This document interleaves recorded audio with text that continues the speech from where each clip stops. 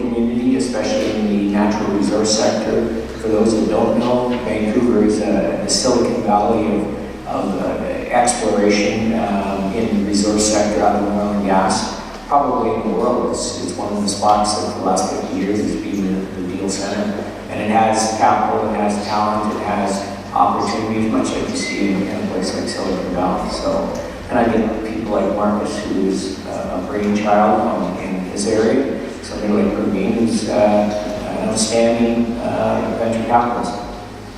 So going back there, what are some of the things you learned early on that you had to change your behavior or open your eyes?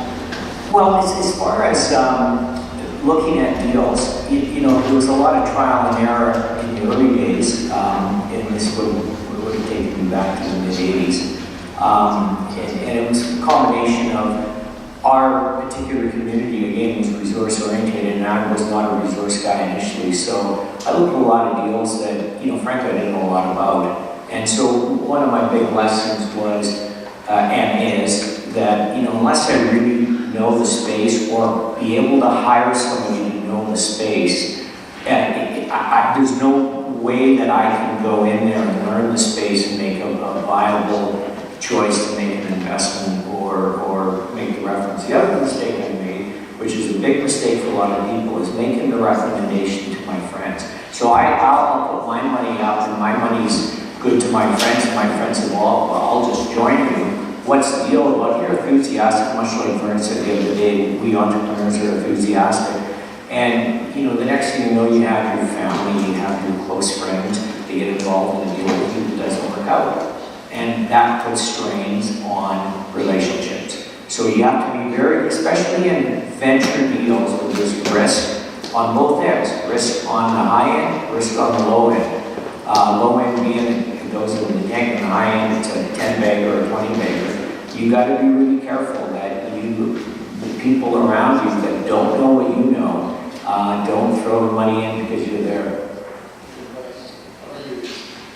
So my very first deal was a stock opportunity that I bought at 19, and just, I was a poli-sci major, really was planning on being an attorney, and I had thoughts of being an entrepreneur one day, but thought that was going to be way in the future. But as a consumer of their product, just saw the cycles always crashing. Getting access to customer service was miserable. It was this business that had so much potential, and I felt like obviously they need some help. So I reached out to them to be an intern over the summer, and they told me they wanted to get rid of the business because they moved on to another project.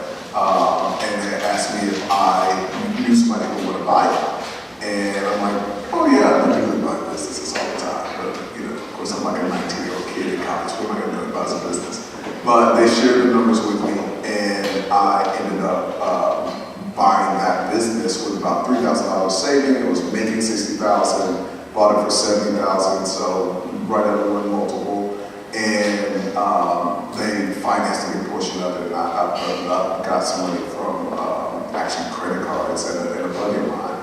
And so pulled the deal together with about $3,000. And one of the biggest lessons I had was after that business, I went out to do another deal and just, went on the market and got the broker, and I'm looking at these businesses, and I'm like, okay, so I kind of was structured where I'm going to pay like 10% down and, doing some of the things that I was able to pull off on my first deal. And that's when I had a rude awakening that, when deals are on the market and being advertised, you can't go and buy and do those kind of deal structures. And so one of my biggest lessons I learned early on was the importance of having those systems to create deal flow, because I can't depend on trying to reach out and become an intern for every business that I want to buy. I've got to, create some, and also can't buy deals the way I want to buy them on the market and be able to structure them the way that I want to. So that was a big first lesson.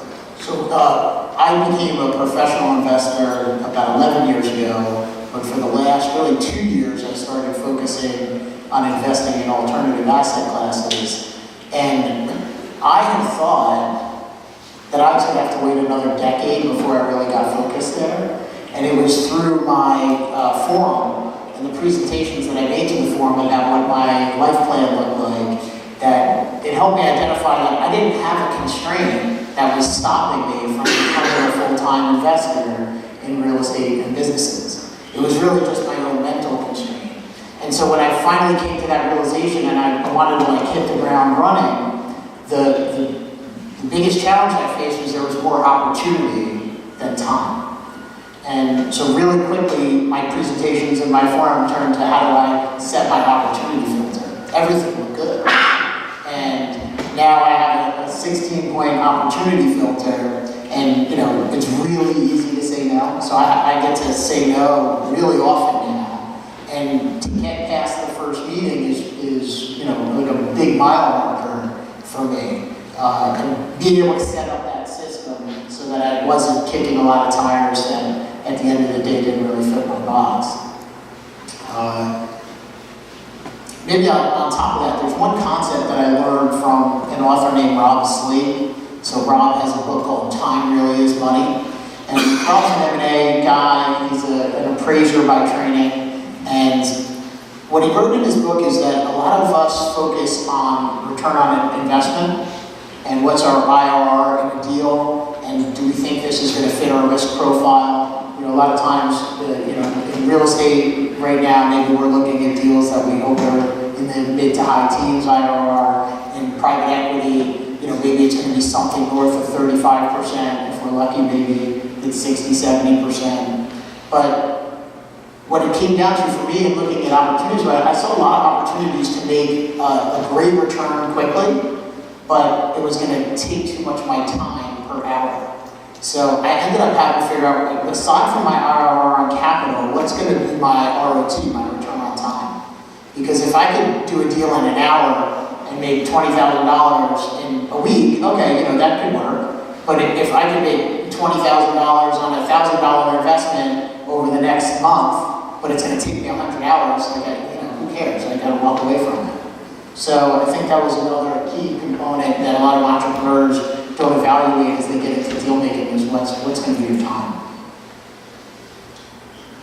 I agree. I think one of the biggest shifts for me was I was spending a lot of time trying to find that business or buy that business that I was going to be the CEO of. And Vern mentioned Rich Dad Poor Dad. That was one of the first times I had that shift of I can move, kind of like what you were saying, I can, even if I'm in my 20s and I'm not rich, I can move to that I quadrant, at least in mentality, and start to look at the businesses as an investor, as opposed to trying to be this business owner. I think that's kind of one of the lessons that isn't talked about from Rich Dad Poor Dad, especially for entrepreneurs and business owners, that you can start to treat your business like an investor. I know Scott, that maybe Tennis Talk, he talks a lot about that concept of kind of being an investor in your business. But that was a big transition for me,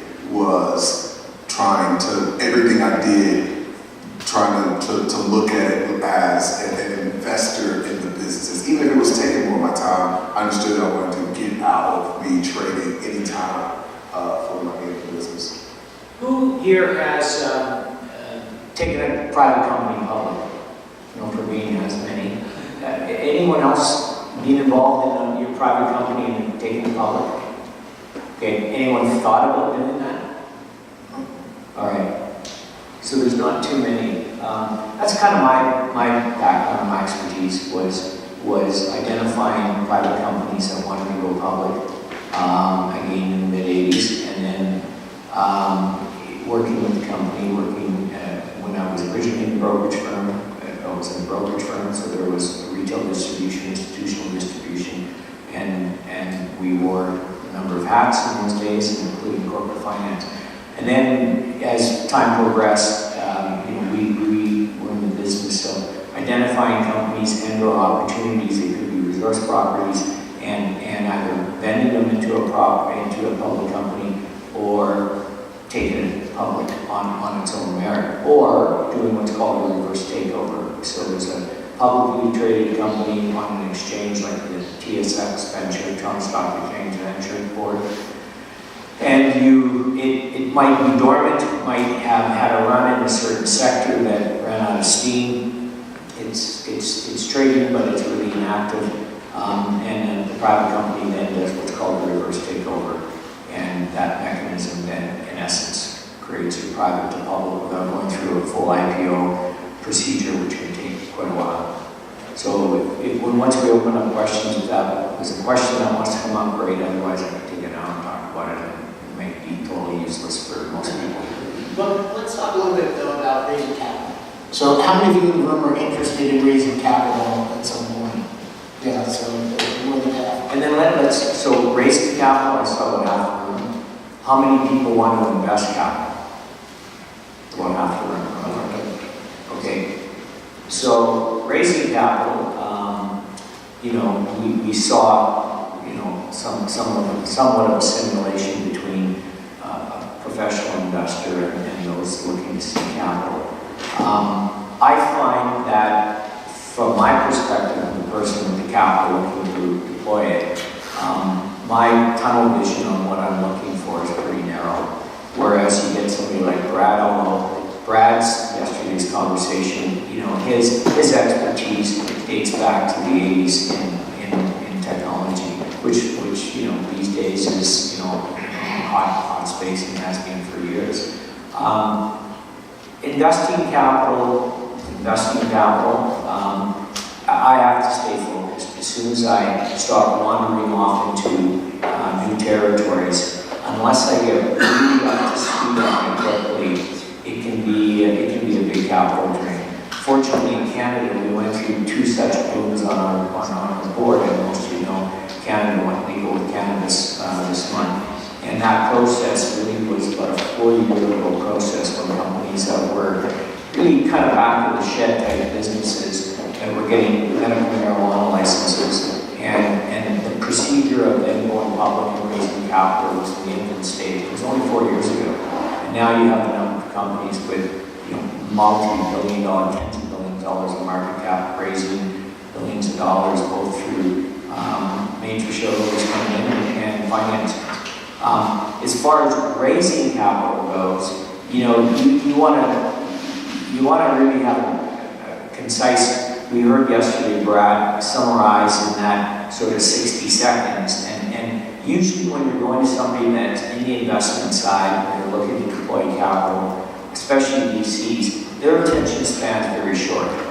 And they have done this over and over and over so many times that they see things right away that they don't like, and Brad did a pretty good job of sort of summarizing them. But in my case, a lot of times, it really does start with the person walking in the room. And if the person walking in the room is I just don't get the sense that I'm going to work well with that person and it'll be me, then, that might be the trigger point not to do or look any further. As far as your own presentation goes, you want to know your industry. You want to have the answers to maybe questions that you haven't even heard yet. So if you can find somebody that's in the business, do a trial run with them just to get some feedback on the kind of questions that may get thrown at you, and maybe the right way to answer them. You might have the right answer, but you're not necessarily condensing it to the point where that message is going to come through. And of course, it's just negotiating. We saw that on the stage. You have to know what you're prepared to give up for that capital. And it's no different than maybe when you go and buy something in your normal life. If you see a house that you really like and you have it in your mind, it's worth this much, and you understand real estate, it's worth this much, and you're asking that much. Here's my offer. I'm prepared, to live with that offer for 60 days, and you want $1 million more, please feel free to call me if you don't get it.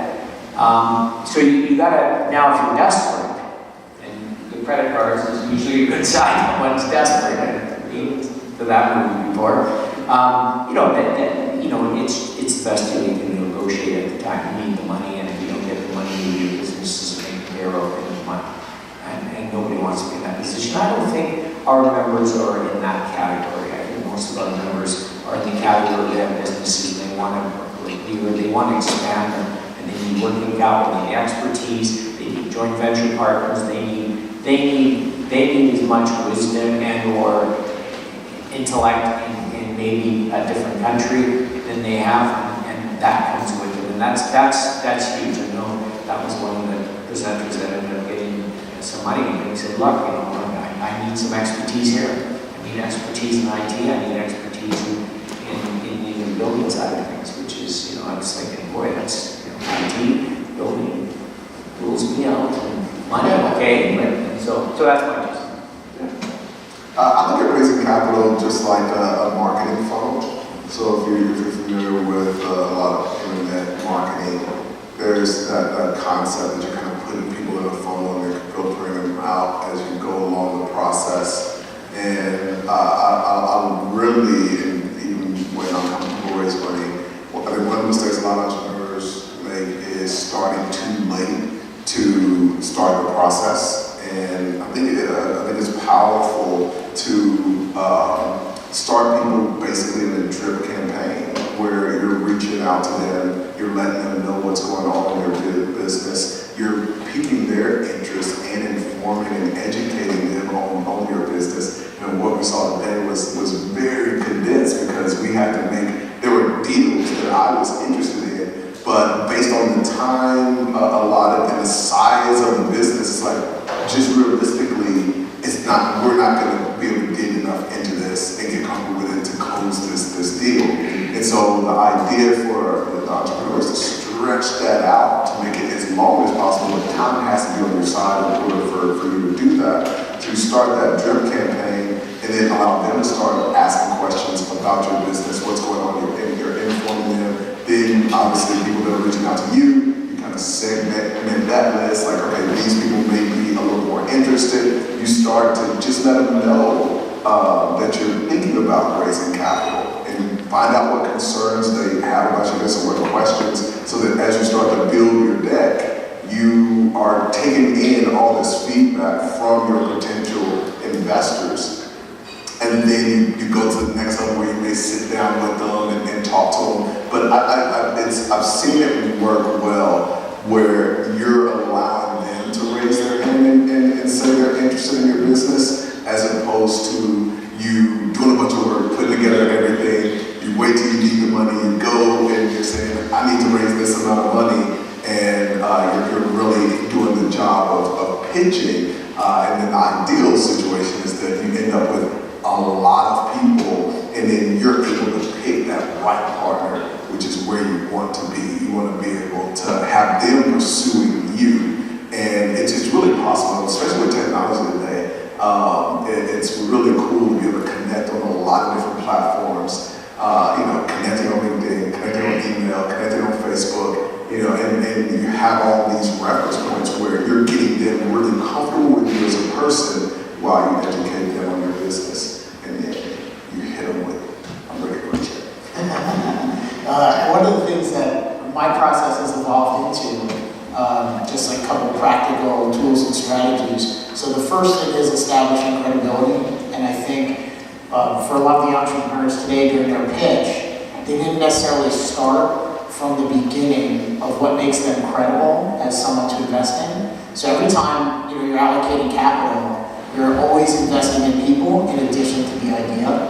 And the people oftentimes are more important than the idea, and I think we read that in lots of places that, I'd rather pick a good entrepreneur with a bad idea than a bad entrepreneur with a good idea. So we got to make sure you hit that home and you have that credibility established with the prospective investor. The other thing that I moved to, which was really cool from the fund that Ace and I raised together, so that was the easiest thing I've ever had to raise money for. I sent a text message to just a select group of clients that were already in my private deals, and I said, I'm working on something new. Here's a link to a 2-minute video. And Ace owned Whiteboard Stories, which is one of those whiteboard video companies. We crafted a 2-minute message. We saved that file on Dropbox, and when you text someone a link to a Dropbox file, you get an image that shows up in the text message. So it's basically the opening image with a little play button. You press play on your cell phone, and there it is, the 2-minute video starts. We had subtitles on the video in case you were watching it in the bathroom or, during a meeting. So, the sound, if you're ringer was off, I wouldn't play any notes. And from 31 text messages that I sent out, I got 28 people that said, yes, I'm interested. And 25 of those people committed to the fund. And we were oversold in 3 weeks. So that particular 2-minute video did a lot of things for us. One, it got our message really clear because we knew we had a limited time frame to communicate. It got not just the words, but also the images. It was really easy because it was shareable in a pretty simple format. And a lot of times when I see entrepreneurs that are raising money and they're communicating with potential investors, they're not giving them something simple they can do at home, right? So you have this one-way communication, and maybe you're sending your pitch deck, which isn't interactive, it doesn't have a voice to it, and maybe it might be clunky because it's in PowerPoint, or maybe it's PDF, which I certainly recommend PDFs over PowerPoint over emailing.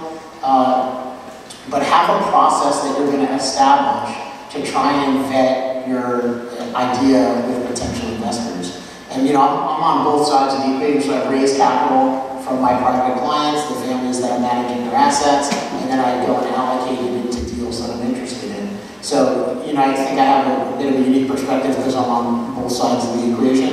And to me, again, it's the credibility and the messaging that are really key. I think one of the things that's always the big question for somebody looking to raise capital, especially if they've managed to build a business on their own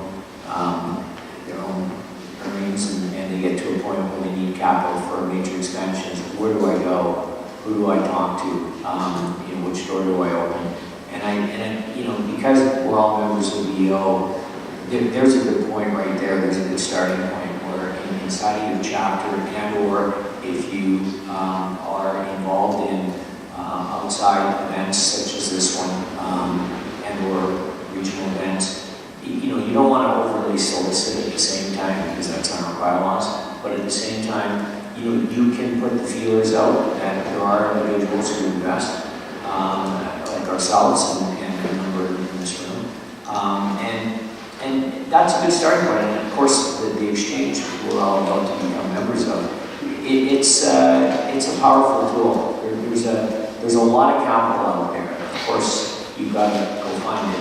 And a great starting point, without getting too complicated, is right within your chapter, right within your forum. I know in Vancouver there's been a lot of deals over almost 3 decades now with members that have done deals with each other, whether they've done it at the front end, whether it's one individual that's built a business to a certain point, needs expansion money, and forum members have participated in it on a presentation in the forum, and the forum members say, hey, I'd be interested in that, and off it goes.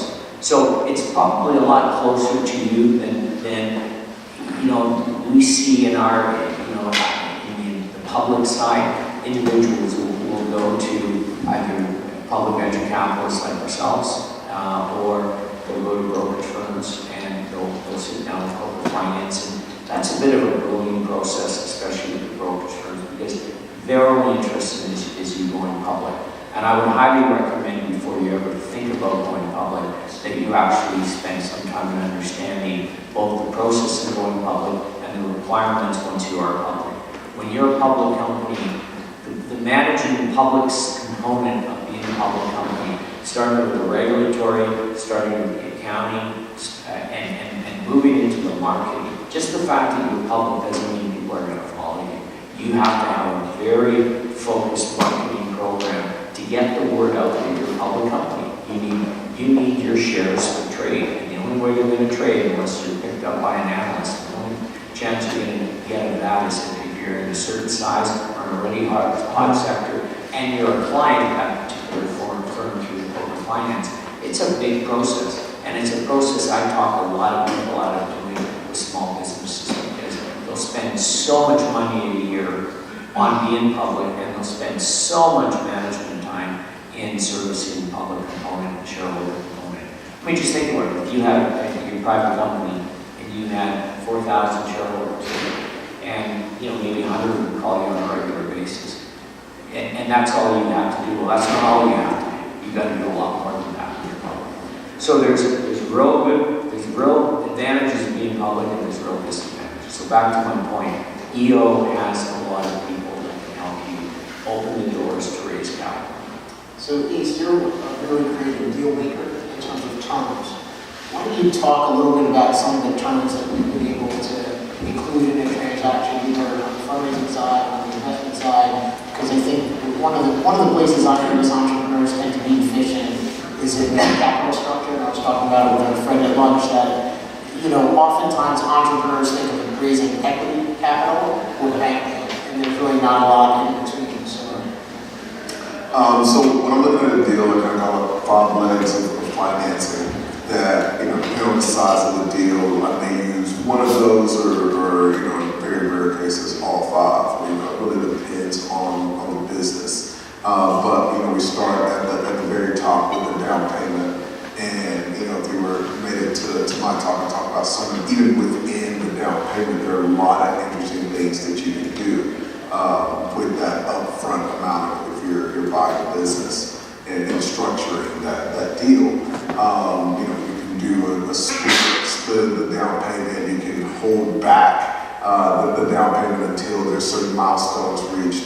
And I do think that a lot of times we don't get creative enough with how we structure the deal in order to protect ourselves. After that, I look at doing some kind of seller financing. Most of the deals that I've closed have had some seller financing aspect especially when I was doing offline businesses more. The cool thing about the business we're buying now is that we do earnouts. And so I think one of the most powerful things you can have is not only having a seller who's aligned with you, because if the business doesn't make money, they're not going to get money, but also it allows you to manage your cash flow really, really well, because instead of having this seller finance note that you've got to pay every single month, whether the business loses money, makes money, margins are tight, whatever, or you have to spend more money on inventory, in an earn-out deal, we are able to just pay a percentage of the net that comes in. And then you've got equity that you can use to tie in the owner that you want to keep in that deal more long-term. And then finally, which is just really, really rare, and for the last decade, I have not gone out and taken a loan, which is going out and getting a loan from the bank to buy a deal. But you can raise debt capital, but that's kind of last for me. And obviously raising outside equity capital is another option. But you can, I think the way you structure the deal is based on that seller and what they feel like are the strengths of the business, what their concerns are. So I'm spending more time just talking to that seller. We have a really unique business that we just closed a couple months ago. And most of the sales are in around Christmas time. And the seller felt like this Christmas was going to be really, really big compared to next year. And we did a couple things. We basically made a dual offer. We said, okay, if it does hit this, then we're happy to pay you a higher amount. If it doesn't, then you're going to end up with a lower amount. And the other neat thing is we did a time-based earnout as opposed to saying you're going to get this amount of money. We know we're going to make most of the money in December, so whatever we get this year, you're going to get this percentage of, and outside of that, that's just the end of it. So you can for that particular seller, because he's so confident that we're going to make so much money this Christmas season, he's excited to take that kind of deal, whereas, I've never had anybody else that was like, oh yeah, I'll just take, 50% of whatever we make this for the rest of the year, and then, I'm okay with that outside of that. It's good to find lots of sellers. How about some questions from the audience? We've got 10, 15 minutes. Yeah, James. No, Mike. Just stand up and talk. I'll repeat the question from the camera. So I'd love to hear, as you own multiple businesses, how are you managing the managers and not being pulled into a million different ways, and still keeping the businesses profitable, keeping on target, so that they continue to operate? Yeah, so just to repeat the question, how are we managing multiple investments without getting dragged into operations? Most of my investments are public, so if I'm working with management, I do not sit on as a director. I could sit on as an advisory role. A lot of businesses or opportunities come through our office, so I've got a pretty good group of people in the office. My son actually runs the office now, and he's a lot smarter than I am, and frankly, a lot more full of spit than me, which is important. He's traveling all the time. So, you know, what's important to me is the track record of the management. They're a public company. They have some track record. They may have multiple successes, especially in the resource sector. We see a common trend with management groups that not only align themselves with great projects, but really good geology teams and have proven track record. So it's somewhat, you know, research and interaction.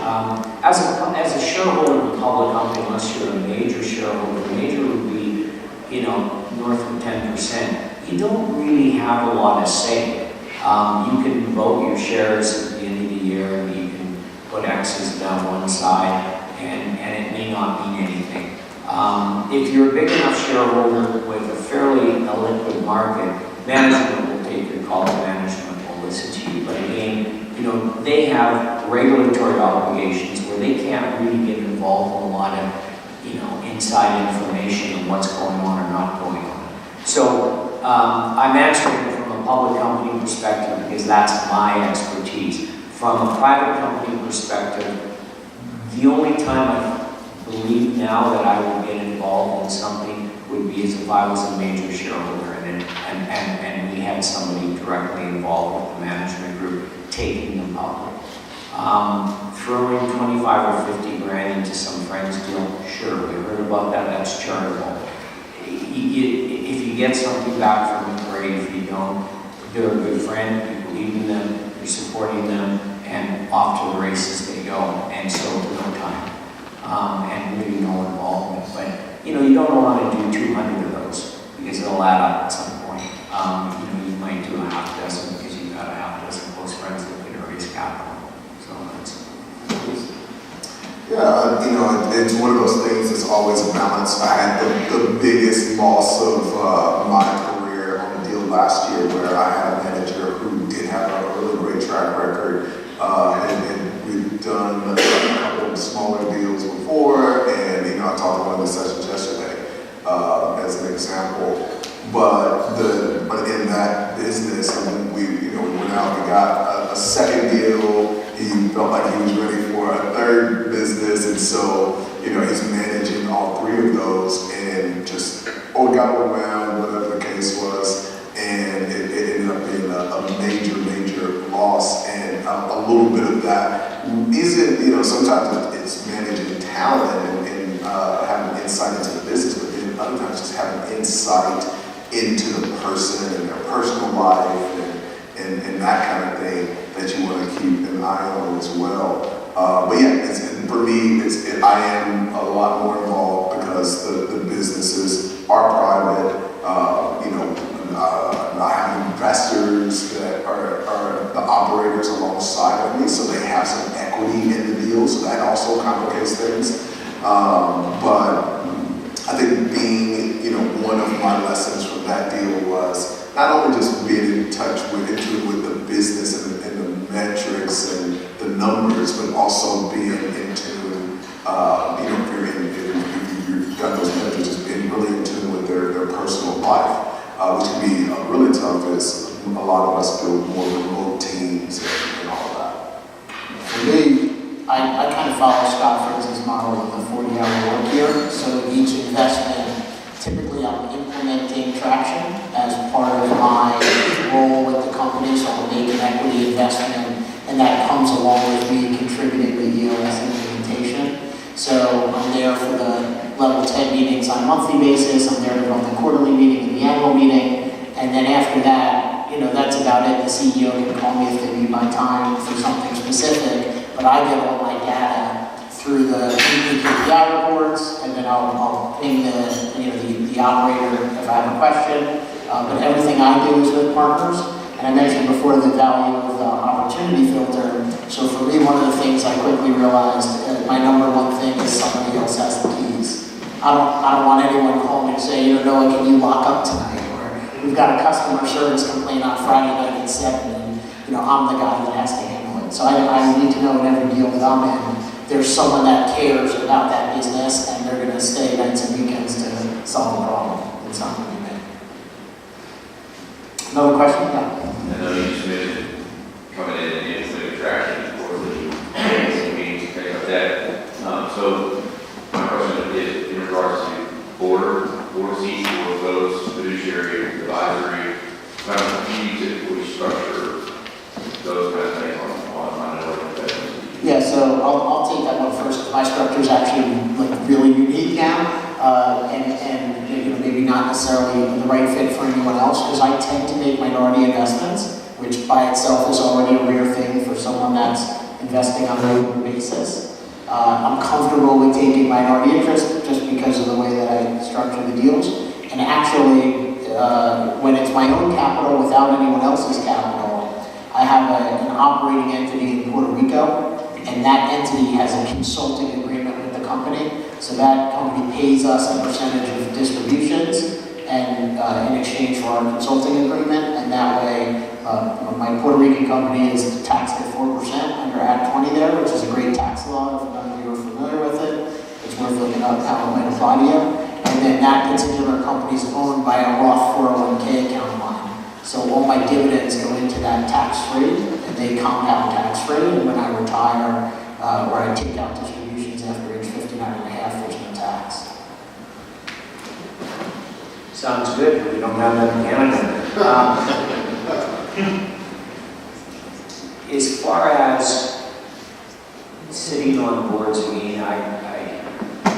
if we're taking a company from being private to public, and we're going to go the whole process, basically put the whole team together to see that through, we will likely want to control the board. And when milestones are met by management, then they'll have the right to control the board.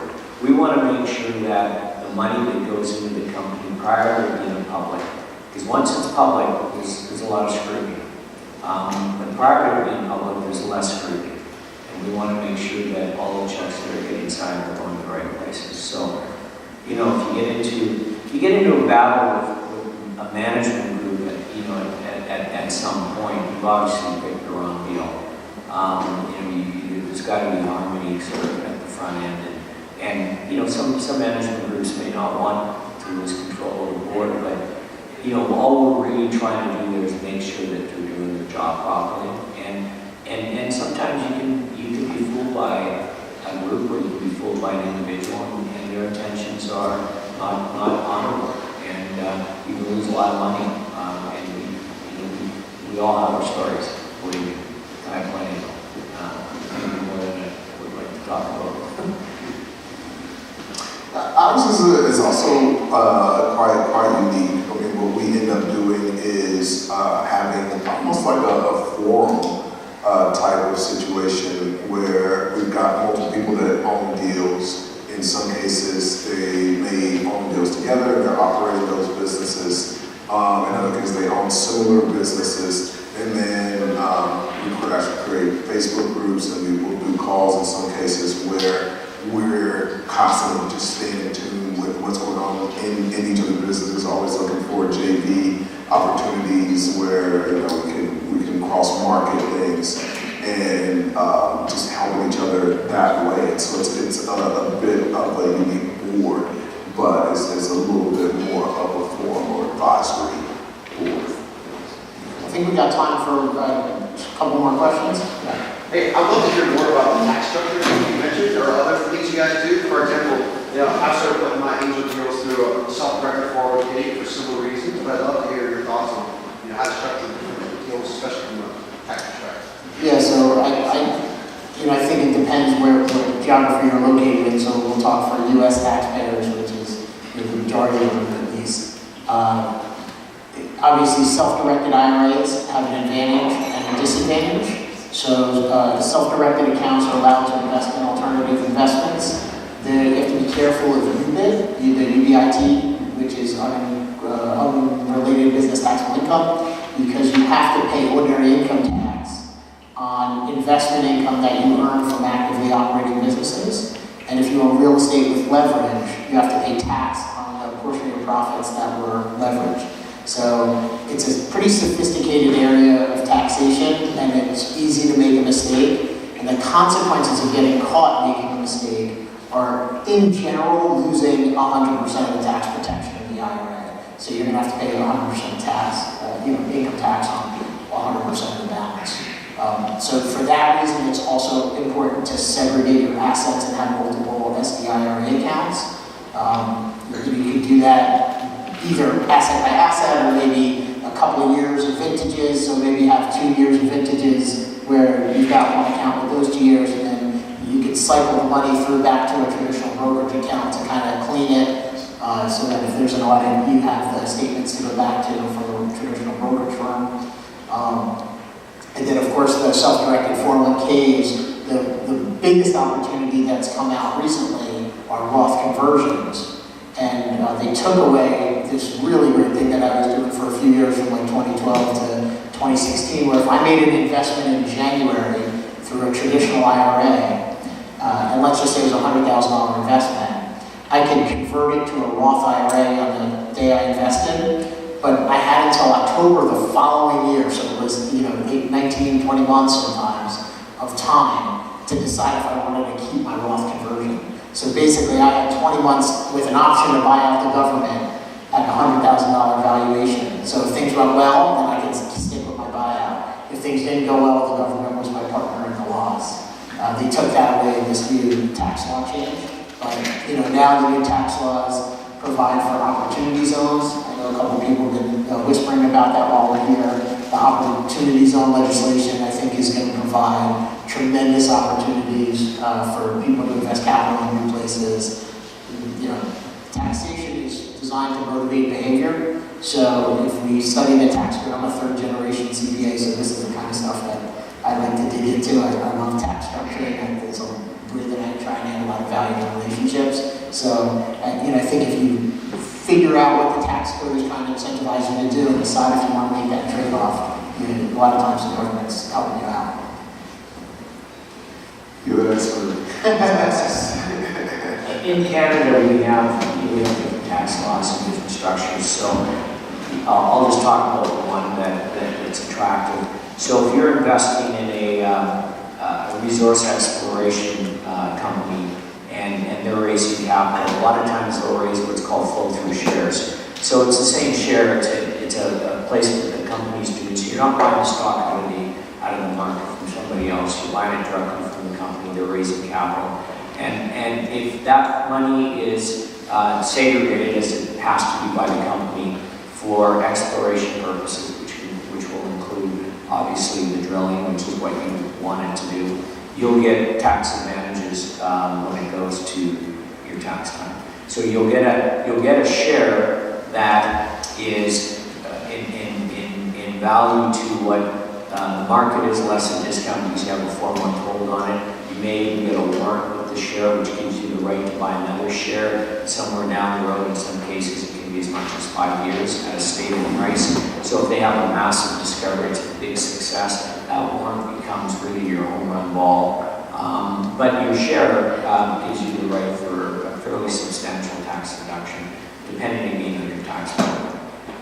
I'll just add one more thing to that. So I think for most entrepreneurs, they don't realize that the tax code is designed to motivate their behavior, and they miss a lot of opportunity because of that. I was a practicing accountant for a decade, and what I noticed was that inside an accounting firm, there isn't a lot of motivation to do advanced tax planning, and most of the tax planning that gets done for entrepreneurs is year to year. So it's this year versus next year, and then the next year is this year versus next year. And developing a tax strategy which looks out over the course of your earning horizon, so you can plan over your next 10, 20, or 30-year earning cycle, you can make a lot better decisions when you're looking out, farther to the horizon.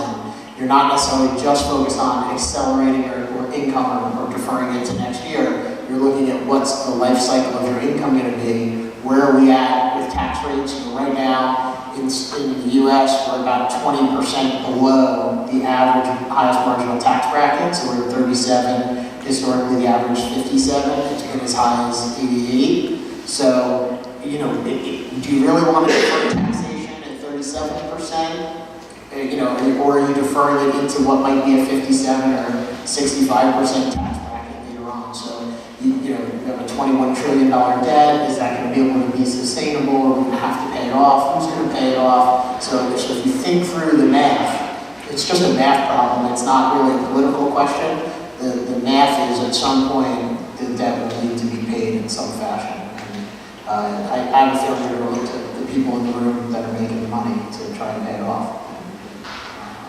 Here's the question: who follows the market? The general stock market, general economy, people's, yeah. I mean, the market's always been a leading indicator to the economy, so for those that don't follow it and have businesses, I'm not suggesting you turn on CNBC and watch it 8 hours a day like I do, but there are a lot of good publications out there, just Wall Street Journal or even the New York Times business section. Just keep on top of what's going on in the macro. It sometimes can really help with your specific business or cycles. I live in one of the cycles in the resource sector, so I have to really keep on top of a lot of things that are both obvious and not so obvious. So what is the market telling you? The general market right now? Well, I've been saying all year long that the market probably topped out in January. I guess I was wrong early October, but not by much. Look, you've got midterms coming up, there's tariffs going on, markets are all-time highs. If you look at any of the indexes, valuations are somewhat out of whack at historicals. It's fair to say that earnings in companies which should drive the market valuations might be topping out. Amazon just came out with lower than expected, and we saw what happened today. So I'm cautious right now. All year work hard at going into cash and trying to keep out of good stories or particular segments of the market that look appealing. But at this point in time, I'm pretty cautious. There's a lot of geopolitical issues going on around the world. There's certain countries that are teeter-tottering. Brexit looks wavy. The EU looks troublesome. There's certain countries that we've all read about that have got some big problems. The debt issue in this country is an issue, but boy, if you look at some of the emerging markets, those debt issues are not only large, but they're in US dollars and their currencies that are at 10, 15, 20, sometimes all-time lows. So it's never a pretty picture out there. There isn't a period in time you can just say, wow, maybe that was a year or two ago. But nevertheless, markets work in cycles. If you think, just like people did in the early 2000s, real estate's going to go forever. There's never going to be a correction. Just go, go, go. Something will come out of left field and whack you side of the head. And the market's the same thing. When Amazon hit $2,000, all the smart analysts were coming on CNBC, all the big brokerage firms that have a dog in the fight. The corporate finance departments have done the underwritings, the brokerage, institutional, or retail have massive positions. What do you think they're going to say? When you look at the analysts and you start looking at buy, hold, and sells, you will always see, if we use a ratio of 100, you'll see 75 buys, 20 holds, and 5 sells. I mean, it's just about like that. And underperform, overperform, extreme over, there's so many categories. Bottom line is right now, cash is king in a bad market. I want to say thank you to our guests and panelists, and Bill, Ace, and myself. We're here the whole conference because we're here to learn and grow also. So we appreciate the opportunity to participate alongside you. Feel free to ask us any questions you have outside the session.